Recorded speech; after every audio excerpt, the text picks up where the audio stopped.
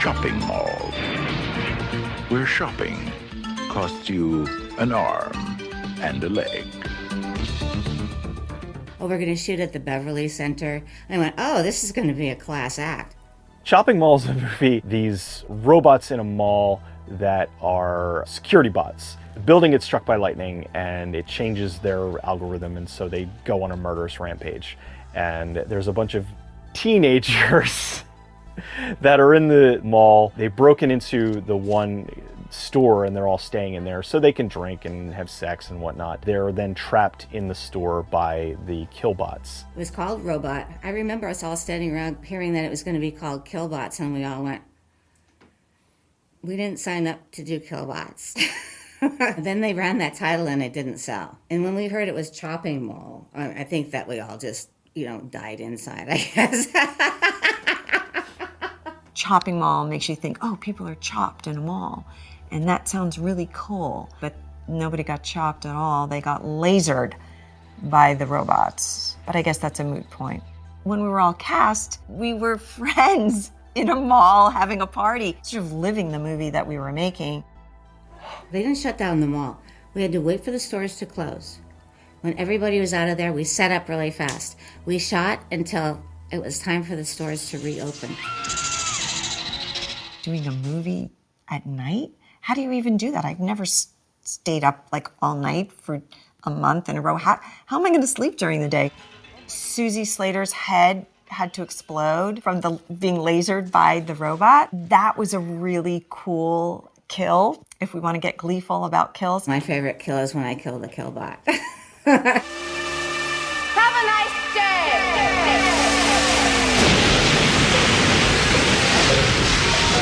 I definitely feel like I got the last laugh with Chopping Mall.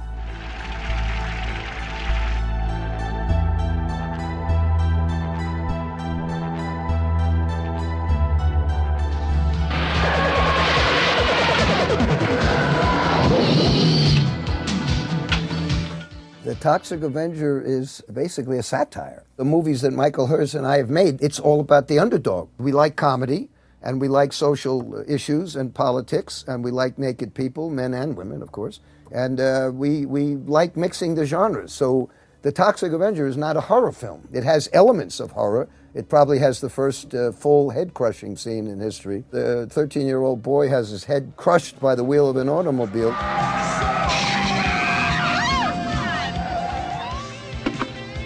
The MPAA made us cut, I think, 20 minutes out of the original Toxic Avenger. The Toxic Avenger is a hideously deformed creature of superhuman size and strength. His weapon, unfortunately, is only a mop, and he can jump. That's about it. We thought that was amusing because the mainstream movies of that time have all sorts of super-duper weapons and sound effects and special effects, and we thought it would be funny just to have him be a mop. And the movie's an environmental movie, so what better weapon than a mop? The guy wandered in here looking for a job. I showed him the rough cut in the editing room. He said, you should call first superhero from New Jersey. Guy off the street. Great idea. People loved it. Take care of this toxic waste.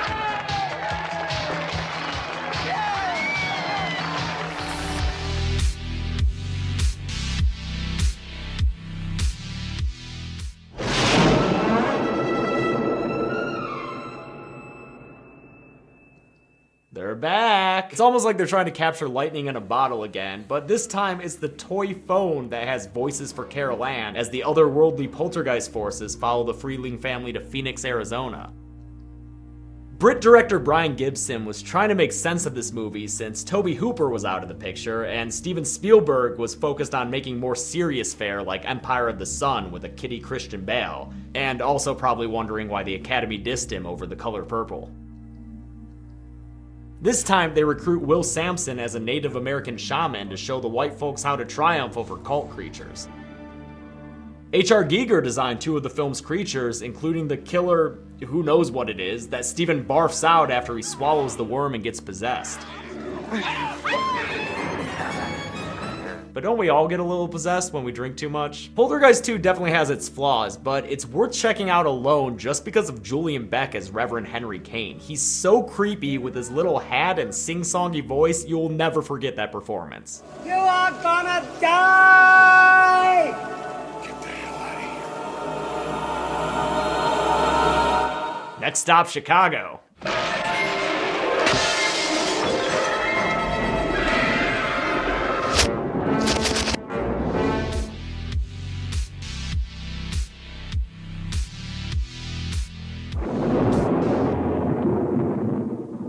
It's perfectly natural for a son to love his mother. Tony was probably the smartest actor that I've ever met, but he had a European art film sensibility. So when they came back for Psycho 3, he insisted on directing it. Psycho 2 is a very respectful film that's sort of tiptoeing around a giant legacy. Psycho 3 is crazy. Psycho 3 is Anthony Perkins deciding that he's not going to tiptoe around that legacy anymore, and he's going to go to 11 with it. Where Psycho 2 is very sort of measured and calm, Psycho 3 is colorful and garish and weird, and he bashes Jeff Fahey's head in with a guitar. Watch the guitar. It was sort of well received at the time, but I think Psycho 3 is due for a massive reconsideration because it's Anthony Perkins grappling with this thing that he's had to live with for 20 some odd years at that point and deciding to own it, which I think is a significant moment in the genre. Psycho 2 and Psycho 3 are miles better than the remake of Psycho, which is, I wouldn't say an abomination, but I think it is one of the most misguided ideas for a movie I've ever heard of. Not that it's terribly made or anything like that, but it's just such a non-movie. It's like, why? And somebody said, well, it's because kids won't watch black and white. And you know what I say? Fuck them. They can't watch black and white. You have to remake the movie with other actors? That's ridiculous.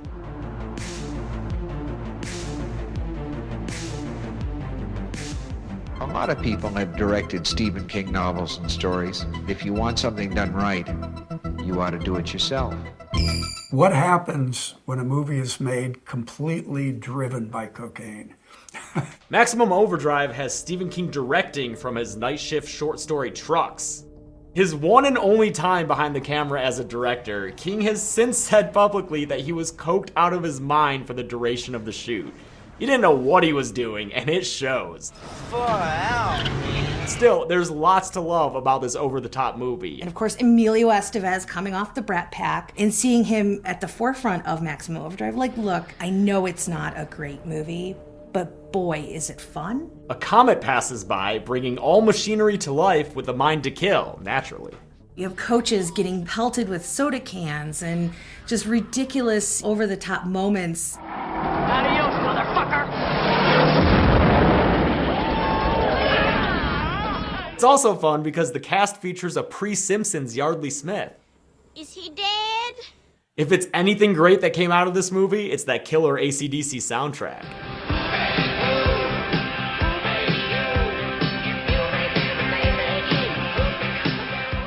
I'm the biggest supporter of Maximum Overdrive. People hated the movie, but listen, I derive pleasure from watching that film, and as well as a lot of other bad movies. And I think as long as I recognize those flaws and can admit that, just let me have my thing, man. I like it. I'm gonna scare the hell out of you.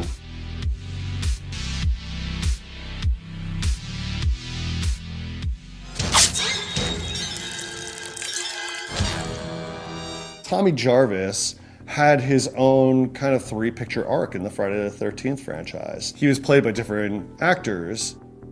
Friday 6 begins pretty fast. You got Tommy Jarvis, you got his friend and a pickup truck. They're going to the gravesite to go dig up Jason and make sure he's dead. And I'm like, why would you do that, man? Jason gets resurrected in very Universal Monsters fashion with a bolt of lightning, and he becomes zombie Jason. When Jason returns and there's all these kids at the camp, I was like, oh my God, Jason's gonna kill all these kids. But when Tommy finally faced Jason in a lake of fire and then like he dropped to the bottom of the lake, I was like, yeah, man, save the kids. That's all that mattered to me, is like, just save the kids, because I was the same age as those kids and I went to summer camp. So I did not want Jason killing me. And if I knew Tommy took care of Jason, everything was gonna be okay.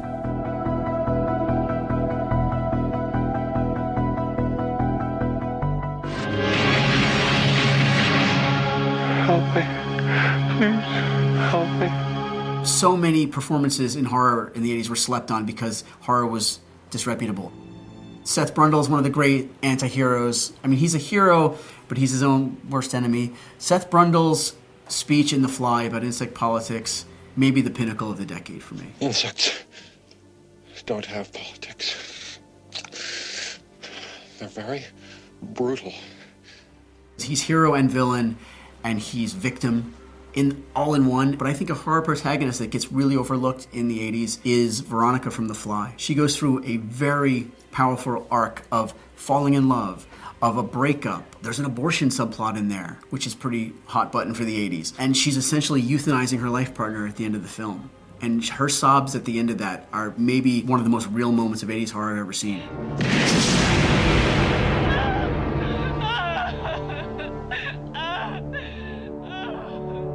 She's one of the most complex and most well-rounded women protagonists in the genre. Cronenberg's always rife with allegory. The Fly, he will tell you, and I agree, it's not about AIDS. It's about death and dying and watching someone who you love become a different person by degrees. And whether that's about disease and aging or whether that's just about a relationship running its course, I find The Fly to be a super powerful allegory. Be afraid. Be very afraid.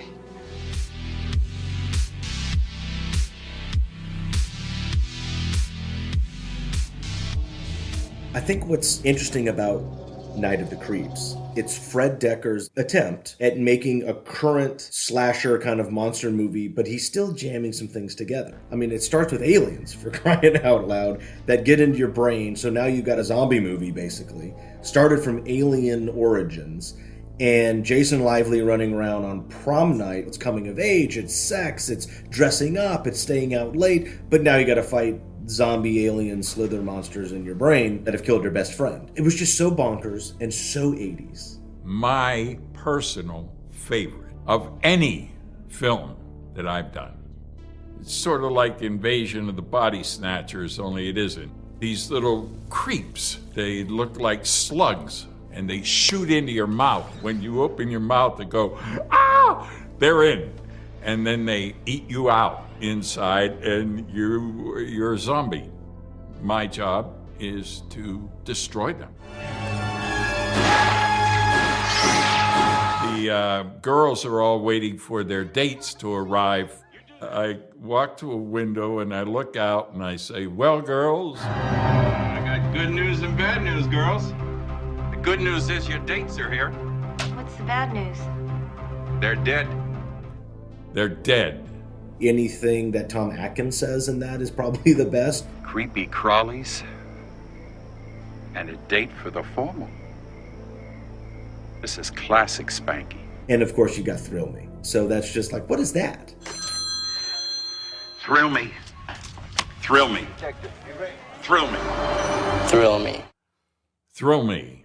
That's an iconic statement that everybody knows now that we can use at any time that you want to. In the bathroom scene, there's a Monster Squad Easter egg on the back of the wall. That was sort of, I guess, the week that Fred had learned that Monster Squad had got greenlit. And so he had his art department graffiti Go Monster Squad on the back tile of that bathroom. We had the best time shooting that movie. The biggest treat of all is an action figure of Detective Ray Cameron with the shotgun and a beer. How about that? Atkins, man of action.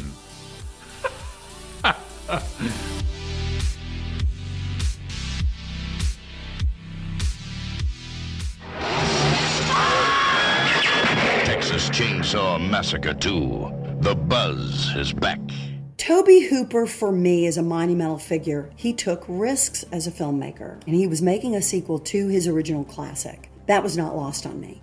Texas Chainsaw Massacre. It just, those three words just had such power, especially when combined. But when I came out of Chainsaw, I was completely dumbfounded. It just completely blew my mind. And I realized that the cure for Chainsaw was not to see it 100 times and try to dismiss it, but it was basically to join the Sawyer family.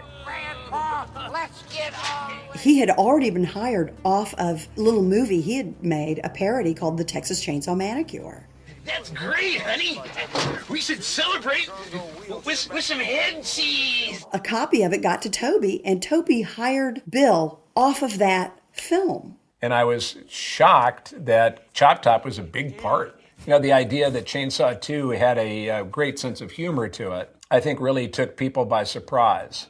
One of my favorite scenes is the introduction of Chop Top. And I come in to threaten Stretch, Caroline Williams, the DJ. She's back in the record vault getting terrorized by Leatherface. And LG, Lou Perryman, comes in. I jump out of the record vault and start pounding his head in with a claw hammer. The hammer itself was foam rubber. When Toby would call action, I started pounding on LG's head. Time for incoming mail! And making up stuff like, if I had a hammer, and a 1, a 2, a 3, and just pounding away. We'd done about 12 takes. And Toby goes, yeah, that was great. Let's just do one more take. I looked at Toby and I said, Toby, am I doing something wrong? And he looked at me and he goes, oh, hell no, Bill, I'm just having fun watching you. Undoubtedly, the signature moment in the whole movie is the chainsaw between my legs, considered to be at the time an anti-feminist moment. To the contrary, I consider it to be the quintessential feminist moment. This is a woman who is being almost raped with a chainsaw, with an implement. She manages to take that moment in hand and turn it as much to her advantage as she can, saving her own life. If she's killed in that moment, the movie is over. What does she do? She's gonna go after him. It sort of launches the rest of the action for the rest of the film in that crazy, inverted, bloody, nutty trip through Oz. It's one of the moments I'm proudest of. At the time we shot it, all I could think is, I don't want my mother to see this movie.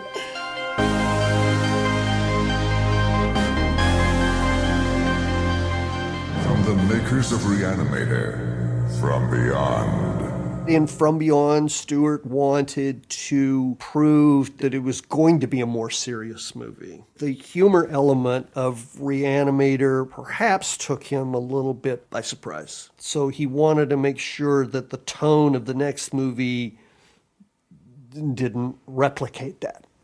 I remember getting that note a lot, that this is serious business, this movie. It's a very cinematic idea, the idea that you can't trust your 5 senses, that our senses are so limited. You know, we're not even aware of all of this stuff. There's these other dimensions and things that are around us all the time. It's a really great concept. Lovecraft, he was a hypochondriac, and the idea of these invisible things that are in the air that can kill you. And From Beyond, Barbara plays the mad scientist, essentially. Stimulating the pineal gland, allowing us to see with it.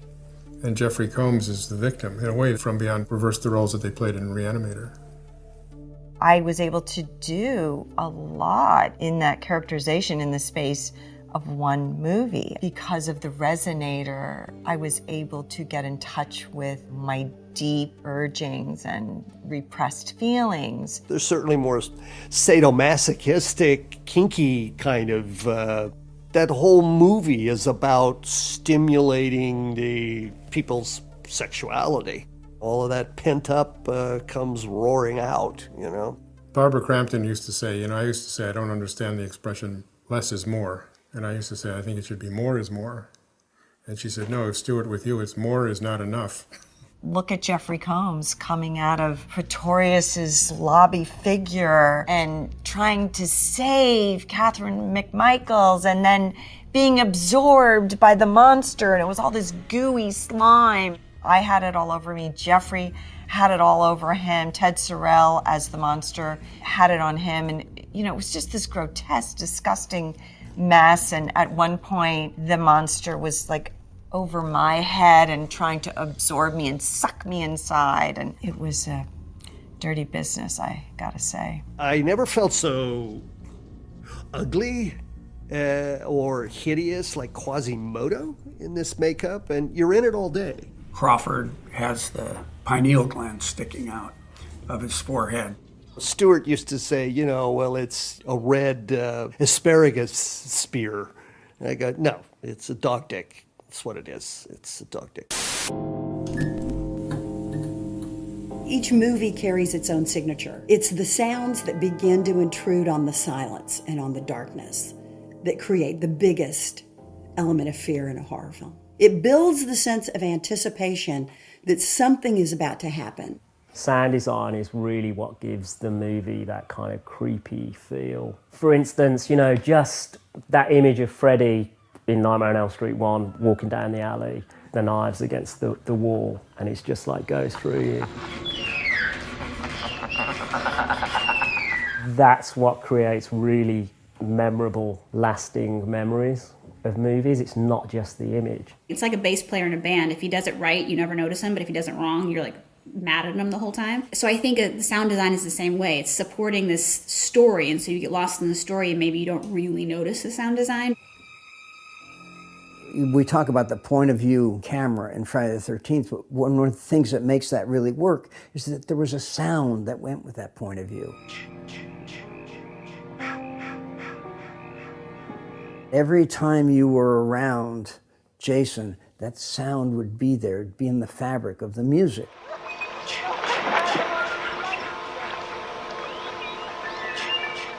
If you watch Friday the 13th or any movie without sound, it wouldn't be that scary. But oh boy, you put that music in, it's everything.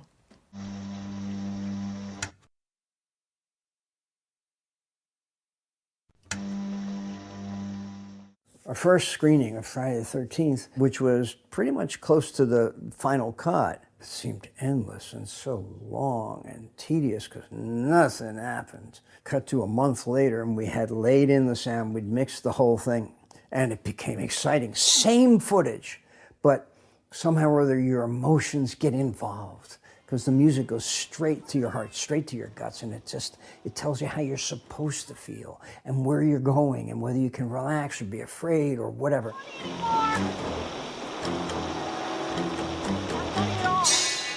That's the vital element of a very good score.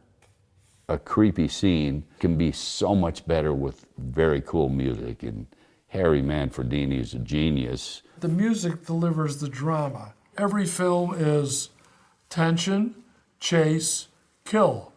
Your job as a film composer in general, you have to deliver the story, whether it's a scare or a laugh, a kill, or someone crying. Is it a better scare if it just jumps out at you, or is it a better scare if I'm really leading to it? Those are actual mechanical, compositional things that you deal with. If you've already got the audience at a 7, like they're really agitated and they're really nervous, the biggest hit you're going to get is a 3 because you can only go to 10. But if you pull the music out and you let the audience calm down, then you hit. Then you got a chance of getting a 7 on the Richter scale of jump,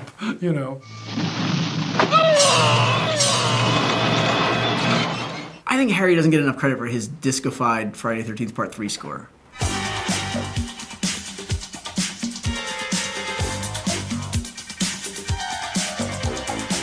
Well, the piece of horror music I'll always remember was John Carpenter's opening theme from Halloween, because I remember sitting in that theater and the lights go down and that music comes on with that pumpkin on the side, and that scared me. Just the music got me frightened.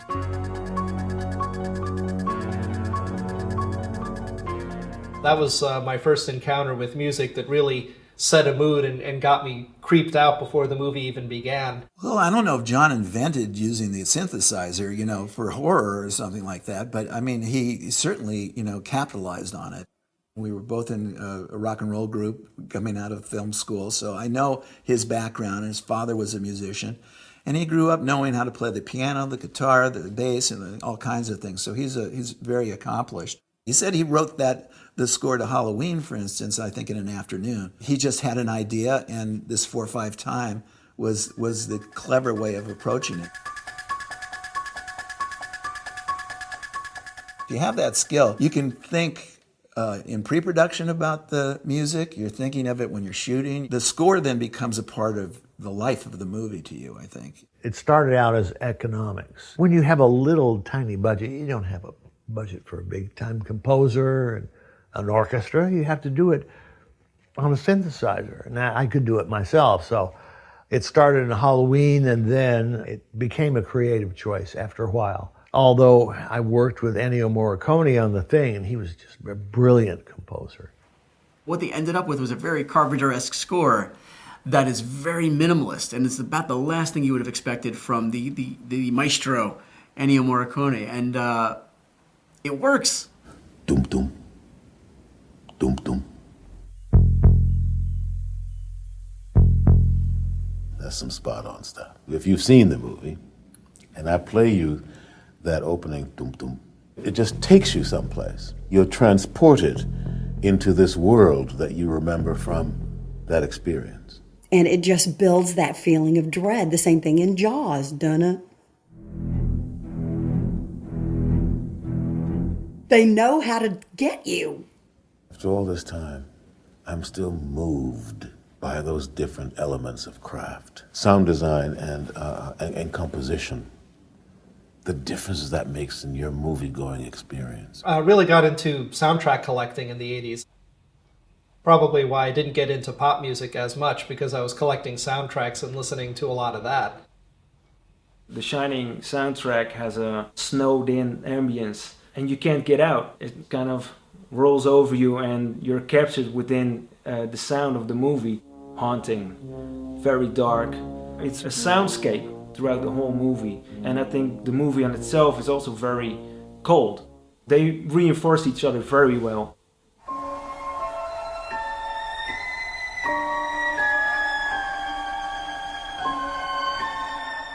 Super effective.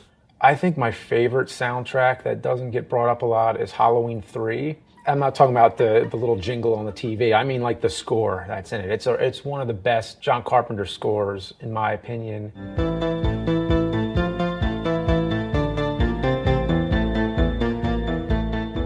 Music is very important in horror and very easy to get wrong in horror. There's films that we watch that have just been carpeted with stock music, and you can tell. And there's music that has been more carefully curated for a film. And when you're in the hands of, say, Howard Shore with Cronenberg stuff.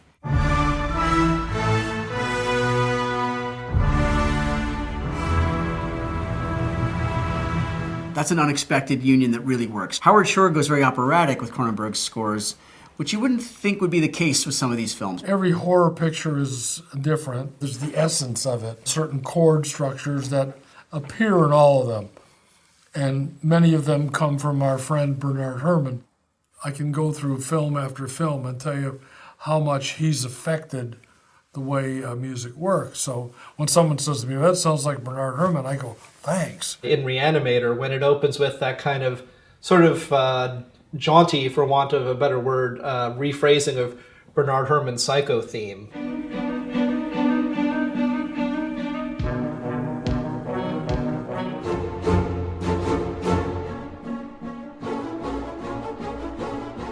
I know a lot of fans have criticized Richard Mann for ripping off Psycho, but it was always intended as a homage.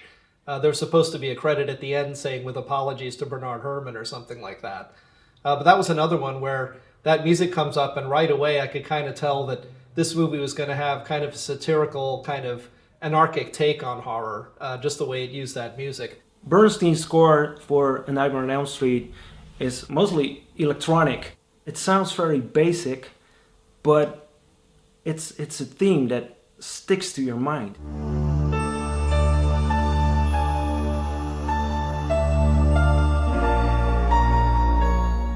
Simplicity and repetition is a great formula when you don't overdo it, of course. I also really like some of the smaller, super low budget soundtracks. So Slumber Party Massacre, for instance, the entire soundtrack was made on a $30 Casio keyboard and 3 crystal glasses that they would just sort of ping.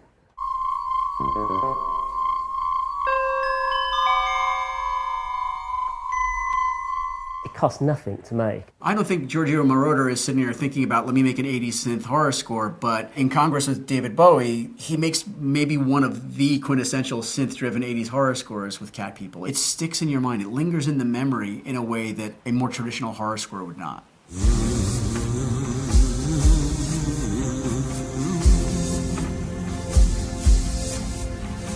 It was almost like a musical version of passing the torch, you know, going from analog to digital, going from the past to the 80s where everything was expanding. And that fingerprint, I think, is on all of those 80s movies. The Day of the Dead score is just one of those really haunting electronic scores that at first when you listen to it you think it's quite simple, but there's actually quite a lot of layers going on underneath that main refrain.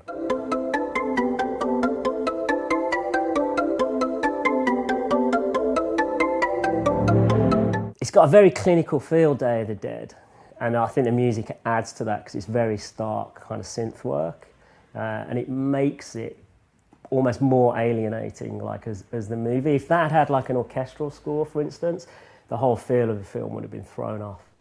As far as the soundtrack of Hellraise goes, it is, to me, by a distance, the best horror score of the decade. It's beautiful, it's monumental, it's a requiem mass.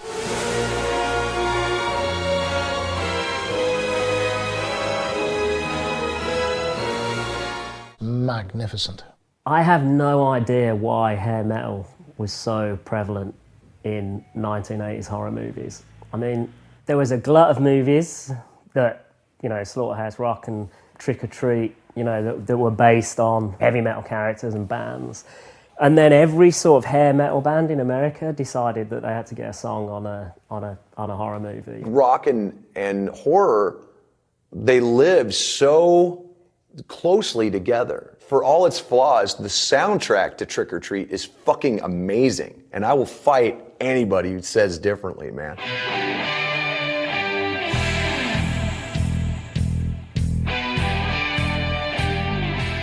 All of those songs are insanely catchy and really, really good. Whether it was Bauhaus and Night of the Demons, Tangerine Dream, and The Keep. You know, the Lost Boys had such a great soundtrack to it. Dokken and Nightmare on Elm Street 3, Alice Cooper and Friday the 13th Part 6. These were speaking to the times, you know. They were speaking to the punk rock kids. They were speaking to the new wave kids. They were speaking to the pure kids that were growing up on classic rock like I did. It became the soundtrack to your own life growing up.